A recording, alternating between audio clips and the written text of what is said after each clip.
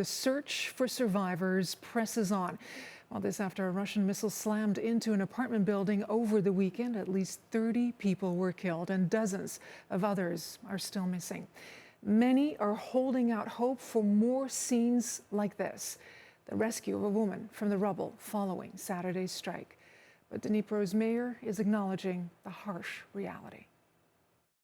I think the chances of saving people now are minimal. My version is that the missile hit the building because there's a thermal station across the river, meaning they tried to hit the thermal station, but the missile flew by and hit residential buildings.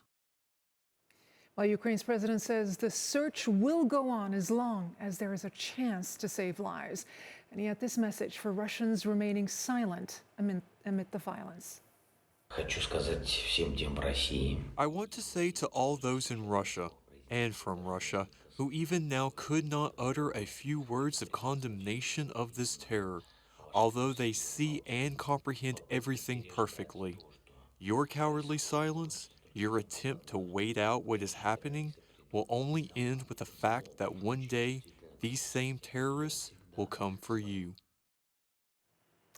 Well, CNN's Fred Pleitgen traveled to the scene of the Russian missile strike in Dnipro. He reports on the devastation left behind and the desperate search for survivors. The scene apocalyptic as rescuers frantically sift through the debris, searching for survivors, the hope of finding any fading by the second as the cold night progresses. For some, the grief is too much to handle. Olha Nevenchanaya says she passed by this building only about half an hour before it was hit. There are many friends and people close to me here. Many, she says. Olena Loyan, stunned by the scale of the destruction, curses the Russians. I simply hate them. Children, people died here, and then she can't speak anymore.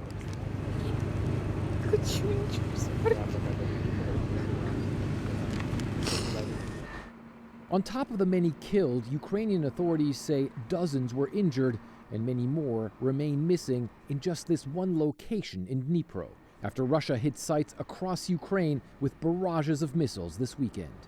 The Ukrainians say they are absolutely certain that the missile that hit this building was a so-called Kh-22. That's a cruise missile normally designed to destroy aircraft carriers with a warhead of more than 2,000 pounds. And as you can see, it absolutely annihilated the building, burying dozens of people underneath.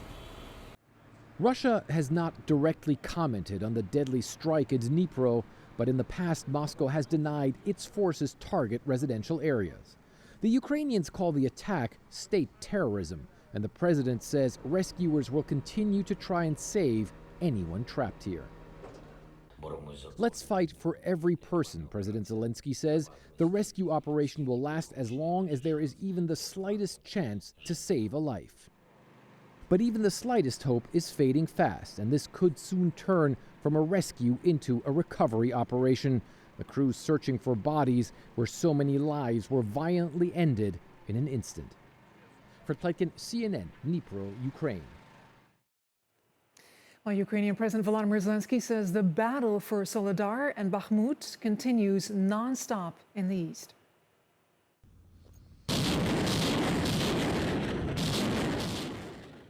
Ukraine's army on Sunday said it fired rockets toward Russian troops as they tried to storm Ukrainian positions around Bakhmut. Well, this comes days after Russia claimed to have taken control of the nearby town of Soledar. Moscow's defense ministry says it did so with the help of the private military company Wagner. But the group's boss insists his mercenaries deserve all the credit. Firstly, Wagner mercenaries have been fighting for many years. They may be the most experienced army there is today in the world. Secondly, they fulfill all the tasks on their own. They have warplanes. There are heroic pilots who don't fear to perish. They have multiple launch rocket systems of all types. There are air defense systems which have downed a huge amount of enemy planes. They have artillery systems of all calibers, tanks, infantry fighting vehicles. Joining me now to discuss this topic is Rajan Menon, a director of the Grand Strategy Program at Defense Priorities and Professor Emeritus of International Relations for City College of New York. Sir, thank you for taking our questions. Let's start with the role that the Wagner Group plays in the war. What does their prominence tell you about the fitness of Russia's own military in this fight? Well, Russia's problem is that it set out to conquer what, setting aside Russia, is the largest country in all of Europe, namely Ukraine. And it is about the fifth or sixth largest in population. They had the armor and the UMF and the missiles and the howitzers and all that to do it, but not the necessary number of troops, and only troops, the infantry, can take and hold land. So they ran into difficulty. So we have the Wagner Group enter. Lately, they've been prominent in two places: in the Ukrainian control area, Republic of Donetsk, the province of Donetsk, Soledar and Bakhmut, and they have been prominent in that battle, but they're vying with the regular Russian armed forces for credit as to who really is doing most of the fighting and winning in both places. Who is the man behind the Wagner Group? What can you tell us about his relationship with the Russian army and with Vladimir Putin himself? His name is Yevgeny Prigozhin. He's 61 years old. He spent some time in a Soviet prison. After the fall of the Soviet Union, he went into the catering and restaurant business, made a lot of money, became a close associate of President Putin, which he still is. And although he didn't found the Wagner Group, the Wagner Group's name is now associated with him. It is essentially his private army that he runs through money that he raises in various ways, including by using the group as mercenaries in different parts of the world: Syria, Libya, the Central African Republic, to name but a few. But they are now active in the fight in eastern Ukraine, but they were also first involved in Ukraine in 2014. And his star is on the rise right now. Well, he certainly seems to think so. I mean, he does not criticize President Putin, but it would not surprise me if he has contemplated the possibility one day of a post-Putin political order. And he is certainly one of those positioning himself to demonstrate that he is a patriotic leader, that he is a military leader, that he has won victories for Russia. That is partly what the Wagner operation in Ukraine is all about. So would you say that they act and he acts with the blessing of Putin?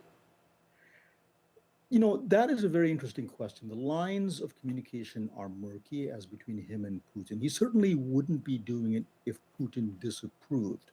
One doesn't do that in Russia. The relationship between the Russian intelligence services and the professional army in the Wagner Group are somewhat more difficult to discern, because on the one hand, there must be coordination. On the other hand, lately, they have clearly made it clear that they are not allies, and in fact see themselves as rivals in this war. Now, you just pointed out, I mean, the official, you have on the one hand, you have an official army and this private for-hire army, the Wagner Group. It's not always clear whether they are always in competition or whether they complement each other. Are they essentially different actors, just both vying for Putin's favor at this stage? Well, both are true. In the battles in Soledar and Bakhmut, Bakhmut being the bigger and more consequential town, they have tried to achieve the same mission, that is to conquer both of these towns. But when it comes to the question of who is doing better and who deserves the credit for the recent gains in Soledar, Bakhmut they have not taken, then clearly Prigozhin wants to claim credit. The military does not want to have him claim credit, because after all, they're a professional military and they see fighting for Russia as their business. So, you know, to turn our focus back to the Russian army, you know, not able to deliver a victory because the objective was never been clearly defined. Is that the problem? Well, it is, one thing is clear, and that is that Mr. Putin clearly did not set out to conquer all of Ukraine. My best sense is that he wanted to, and he began this way, make a drive south to Kiev, take over the capital, change the government, control the northern part of Ukraine, and hive off probably as much more of the east as he could. He already held some territory there by virtue of the states that he created in 2014, and the south. But Ukraine being such a large country, even achieving that requires manpower that the Russian army proved not to have. This is why you have private armies such as the Wagner Group and also of the Chechen leader, come warlord Ramzan Kadyrov, whose fighters have also been active in the war in Ukraine. Rajan Menon, thank you so much for your time. My pleasure.